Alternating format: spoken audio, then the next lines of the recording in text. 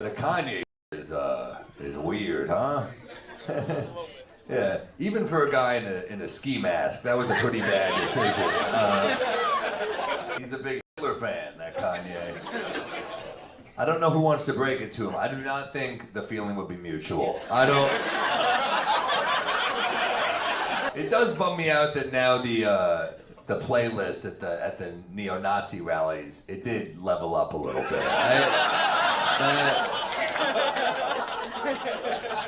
It was a pretty rough playlist for years, and they just got Black Skinhead and Jesus Walks. I'm like, damn, he's got some tracks. I mean, it's... Comedian Sam Morril is back at it again, hilariously talking noted anti-Semite Kanye West. You know, Biden tweeted, he tweeted, first things first, the Holocaust happened. I'm like, holy,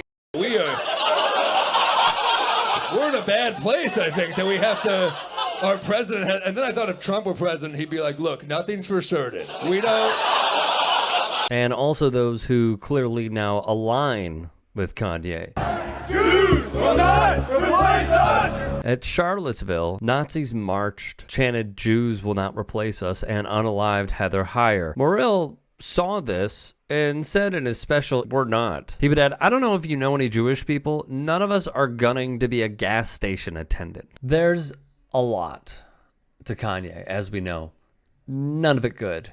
However, here's the latest. Kanye West went on Alex Jones' InfoWars show alongside neo-Nazi Nicholas J. Fuentes, and he said things like he loves Hitler, he really loves Hitler, he loves the Nazis, he thought that Adolf invented the microphone, he said Adolf invented the highways. Like, none of it is true. He even went as far as to deny the 6 million Jews died in the Holocaust number. Like, you know, he basically hit the neo-Nazi bingo, okay? And that's what happens when you're like, just your brain is just fried, okay? You're in a constant state of mania, and you're being used like a fleshlight by some of the most evil, awful goobers on the planet. He went from Candace Owens, repeating Candace Owens' talking points and getting prominence and respect from the right wing for saying like insane, like transparently insane things about George Floyd and anti-black things, to, you know, taking it one step further and getting further radicalized by some of the most awful people on the planet. And this from the Majority Report, which I thought was a pretty interesting conversation. Hey, Sam, like the caller said, you have changed so many minds by your just open attitude and consistent, inspiring coverage of issues that matter. Your maturity is lacking in so many... I thought you were going to say influencers and progressives today on YouTube and Twitch.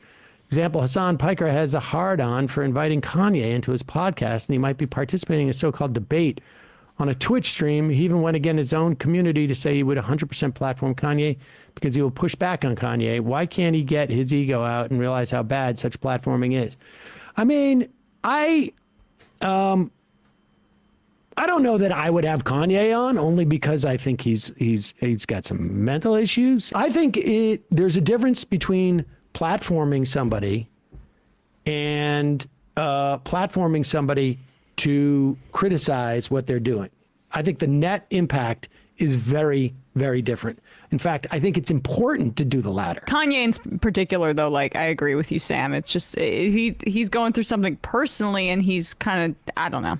He's not a politician or a political figure, although I guess he is kind of acting as one now. So that's a tougher case than I think maybe the IMer is indicating. Obviously, growing up in Illinois, what hurts the most is seeing someone that you were raised on, that in essence you grew up with, make this hard of a pivot and a turn to going after George Bush and presidents and political leaders, to having Milo Yiannopoulos and Nick Fuentes in your corner. Sad turn.